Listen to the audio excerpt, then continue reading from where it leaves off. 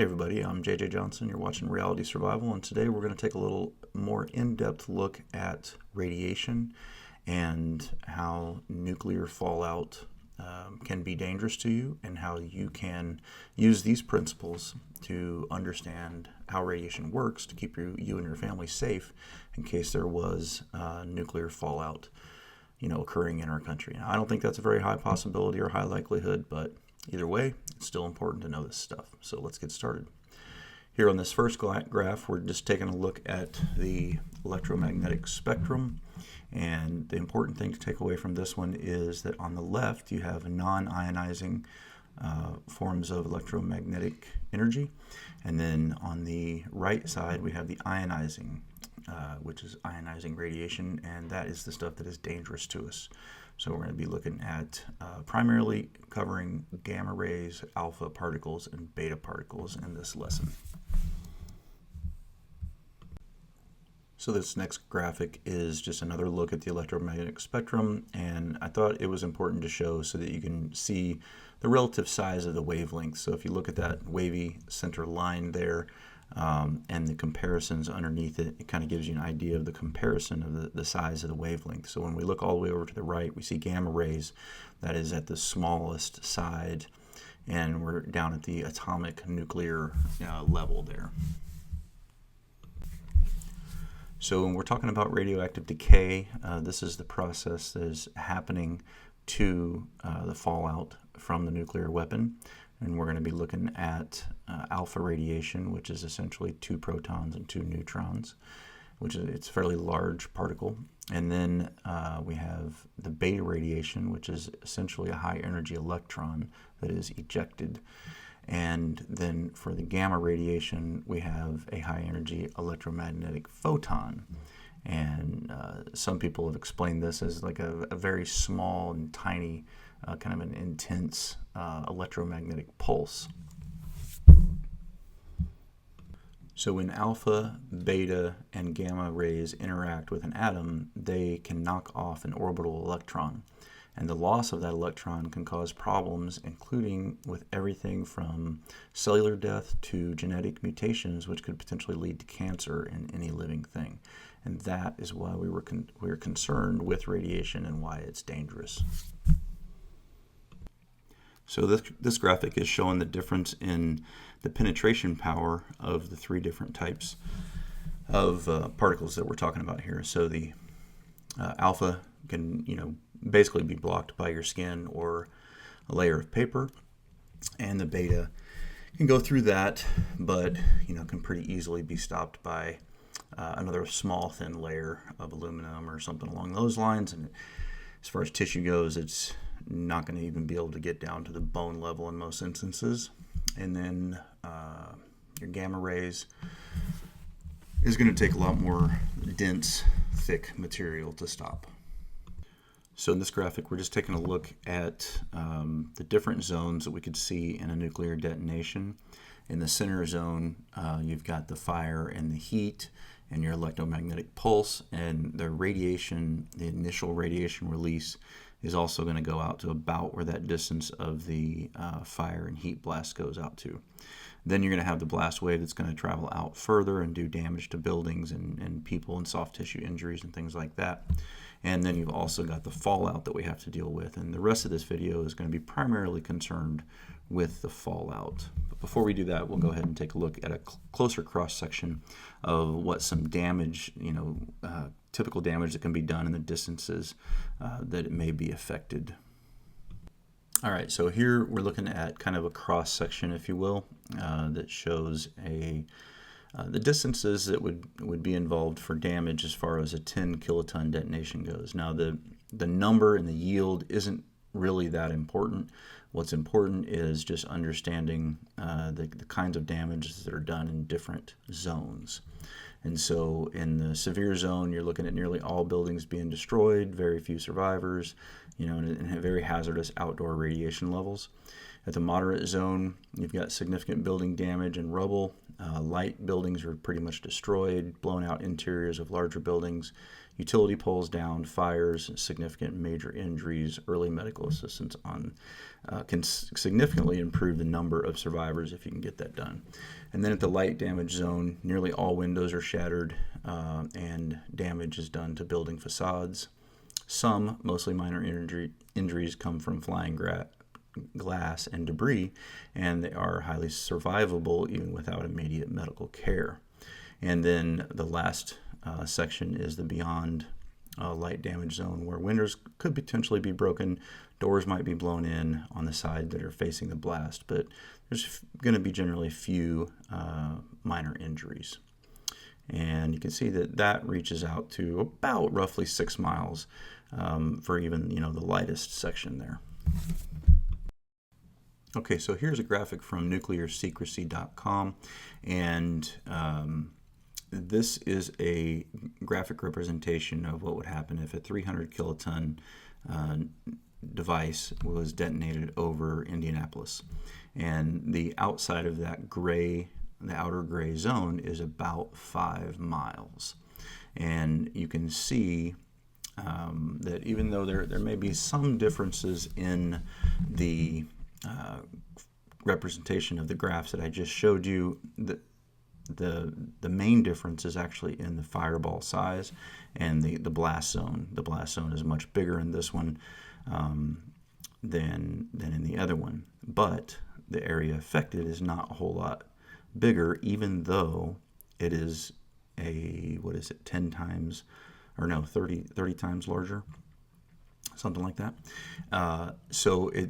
I show you this graph to say that just because it's a larger yield doesn't necessarily mean that there's going to be a proportional increase in the size of the damage area. There is going to be an increase, but it's not going to necessarily be exactly proportional to the size of the yield. So let's say if you had a 10 kiloton detonation, a 100 kiloton detonation is not going to be 10 times larger in area. So that's just important to understand. Okay, so this is the same picture that we looked at just a minute ago, but it's just zoomed out a little bit more. It's a 300 kiloton device, and I wanted to show you, that if you lived 25 miles outside of the area, you're not going to have too much effect. Now, in a second, we'll talk about fallout, but if you live in the outer suburbs and those kinds of things, even if a detonation happened fairly close to you, you are not going to likely be experiencing heavy damage. All right, so now we went ahead and added to the same 300 kiloton detonation, we went ahead and added a 7-mile-an-hour wind and the fallout projections. And as you can see, that fallout projection goes a little over 100 miles all the way out to Dayton, Ohio, from Indianapolis. And so you could get a significant amount of fallout. However, this fallout, the picture seen here, is essentially at its largest size.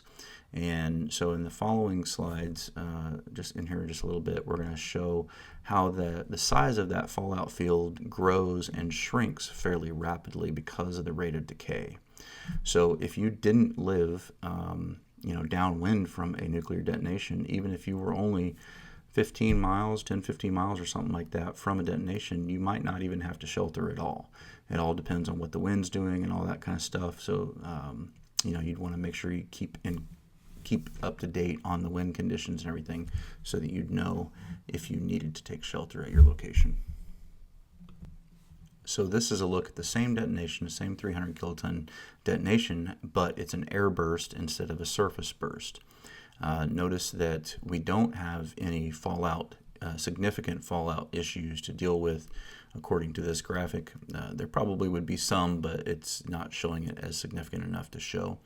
But it reaches out a little bit further with the damage zone going out to about 9 miles instead of 5. So even in those scenarios, if you're well out in the suburbs or especially in a rural area, then you're going to be really good to go. And that is one of the main reasons, or is a big reason why it's just a good idea to not live in cities. There's lots of reasons, but that is definitely one. Okay, so this is showing the size of the fallout field that we were just talking about a minute ago. At the very top, you can see, how it's very intense and purple, and then it gets a little bit larger, and the lighter area becomes bigger. And we'll break this down and take a little bit closer look at this. Okay, so again, we're back to a 10 kiloton detonation. The difference in the numbers really doesn't make that much difference. It's just going to change the size of the field some and how far it goes, but it's really just to show the factor of time and how it works to our advantage. So at 30 minutes, we can see that it's gone out about 10 miles, and it's still pretty dense in the fallout field. Then we move down to the middle one, and we see at 1 hour that it has gone out to about 25 miles, and the dangerous fallout zone, the dark purple, is actually starting to get a little bit smaller. But the lighter fallout zone, the light purple, is getting larger. Then we go out to 2 hours, and we see again that the dangerous fallout zone has already started to get smaller, and the lighter fallout zone is continuing to grow out past, the 35, 40 miles, something like that. All right, so on the bottom part of this portion, now we're looking at 12 hours out. We can see that the light fallout zone is quite large at this point, but the dangerous fallout zone, the really dark purple, is very, very small. And if you look at the one underneath that, you get out to 48 hours, only 2 days afterwards. Now the light fallout zone is starting to shrink back, and the dangerous fallout zone is basically contained almost to the original blast area. Okay, so in this slide, it's just kind of a good, it kind of brings it all together, and I thought that I would share it, just showing a little bit about the timelines and how fast the energy starts to be released, as well as all the major things that you're going to experience in a detonation. So you've got the bright flash, the shock wave, the electromagnetic pulse, and then if you look at the radioactive decay rate there in the center, by 1 hour in, it's already lost 50% of the fallout energy that's going to be released. And then at 24 hours, you've already released 80% of the energy. So time is definitely on your side here. So I wanted to briefly mention just something about how they break down the different levels here as far as how much is dangerous. With level 1 is normal activity, level 2 is above range of normal everyday radiation levels, but no health effects are expected. And then when you get to 3, you're looking at an increased risk of cancer later in life.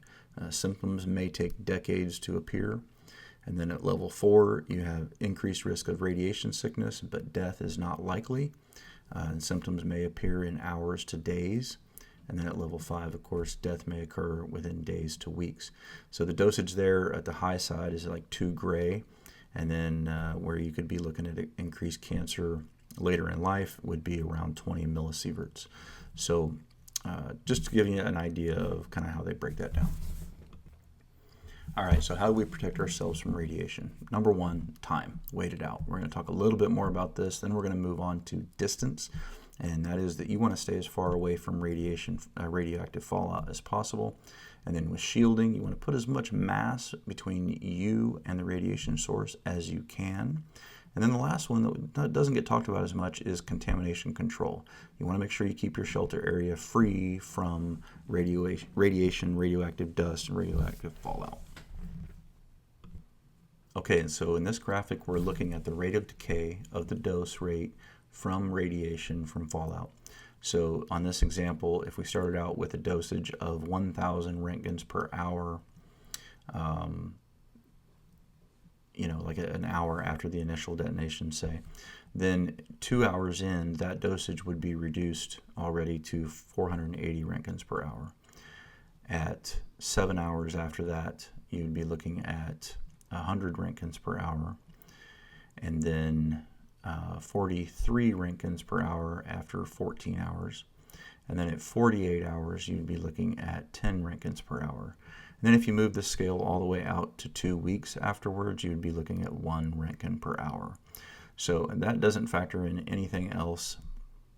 It's just the factor of time. So they say for every 7-fold factor of time, there's a 10-fold decrease in the dose rate.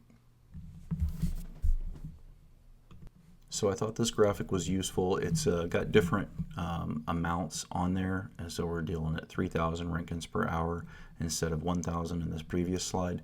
But if you look at the graphic representation, it's showing, how the fallout may look if you could see it. You can't really see it, but if you could, that might be what it would look like outside your house.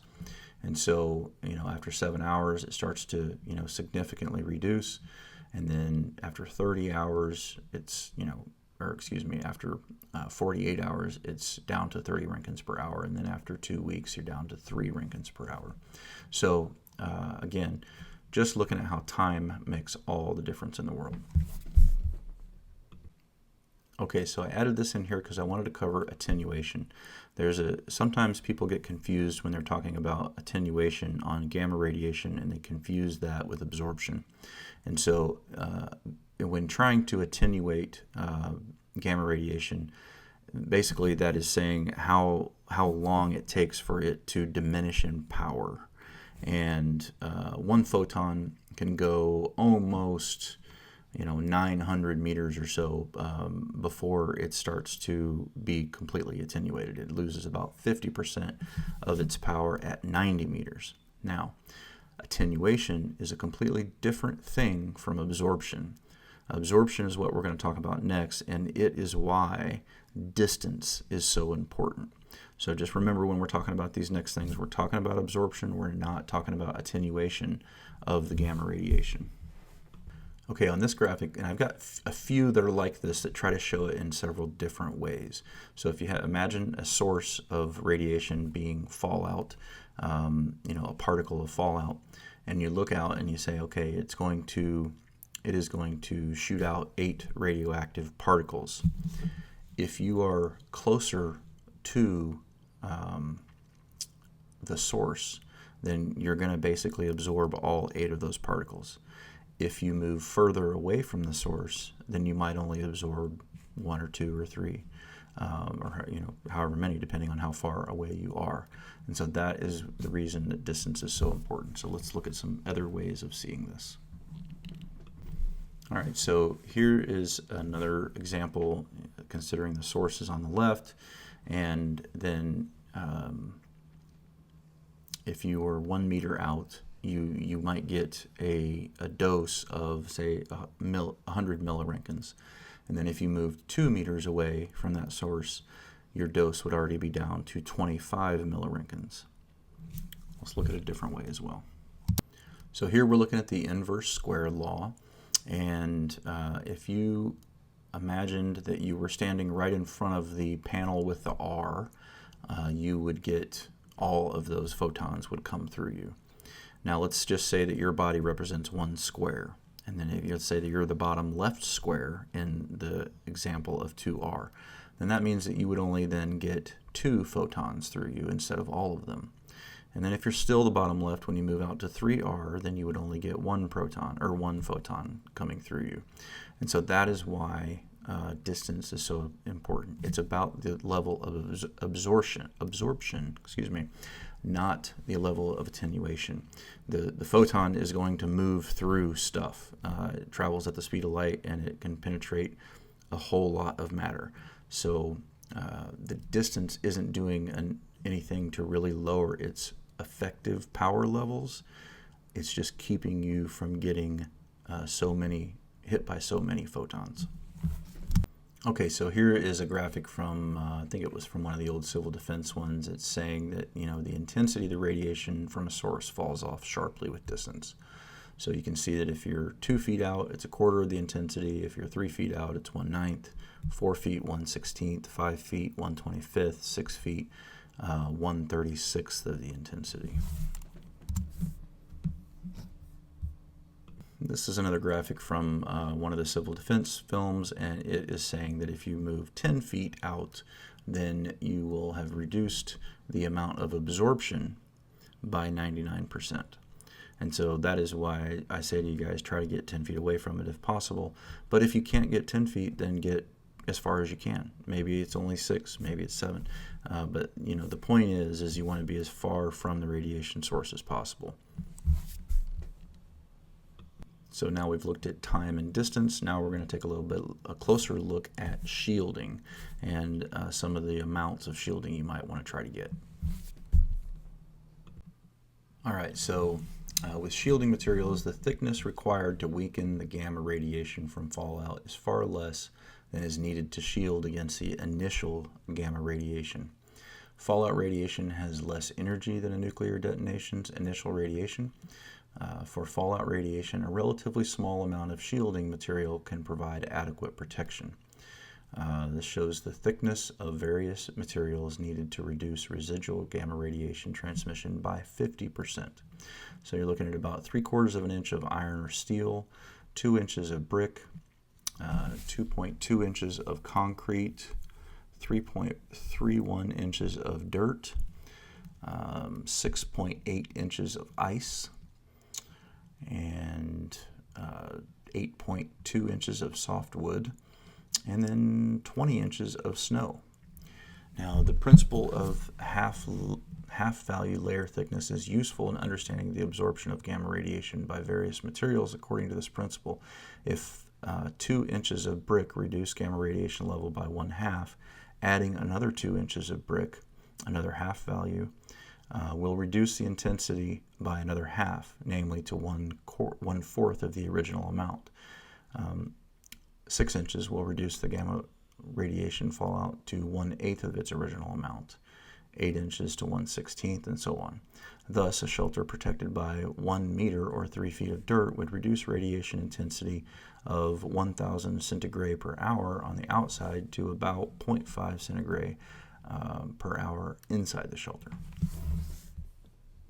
So this is just showing the cumulative effect of the halving principle, and where it shows where if you had roughly 3.6 inches of dirt and you increase that 5 times, where you have 18 inches of earth, you're going to be predominantly protected from the radiation, and you're probably going to be good to go.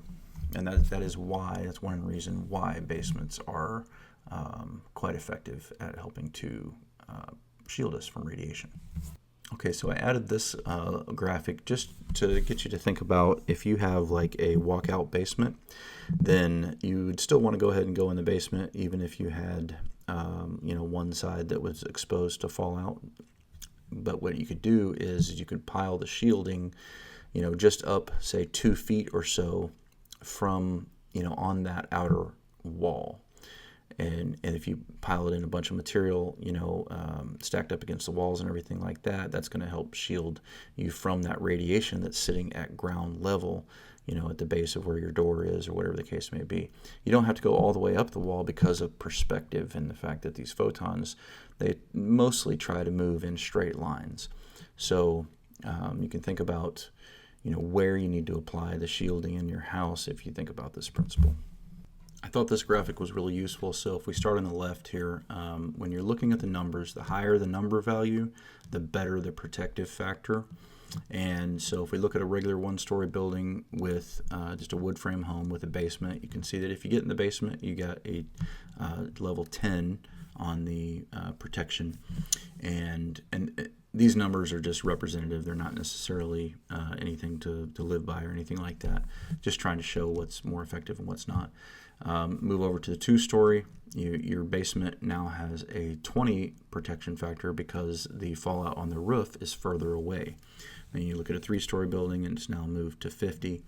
And then if you're in a 5-story building, on the 3rd floor, you're getting a protection level of 20, which is the same as being in a basement on a 2-story house. And that's because you're up off the ground away from the fallout and you're down away from the roof. And then obviously if you're in the basement or a sub-basement, then you're getting really good protection. And if you look at the big commercial building over there, you'll see that in the center of it, you're getting a 100 protection factor, even though you're not in the basement. And that's because you're not close to any fallout, all around you. And so even high-rises and apartment buildings can be great places to shelter. The problem is that most high-rises and apartment buildings are usually closer to the city center, and that's not necessarily where you want to be in terms of nuclear detonations. All right, so now let's look at some regular houses. Let's say you just live in a regular house with no basement. Then you would obviously want to get into the center of the house like the guy is doing here. The only thing you're going to want to add to that is you're going to want to pile as much mass as possible around you. And instead of being on the right, the wall closest to us in this picture, you'd want to be in the exact center of the house, if at all possible.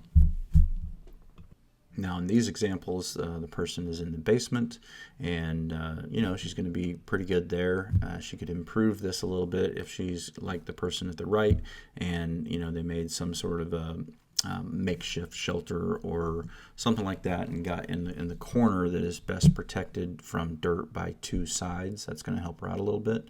But there is one thing that I want to mention about this, and I'll show you on the next graphic, because you really need to be concerned with where the soil line is at your home, because many basements, the foundation comes up above the soil line, and therefore you can get fallout collected right along the edge of that basement, and you can be closer to fallout than you would think if you're not careful about this. So let's look at this next graphic here.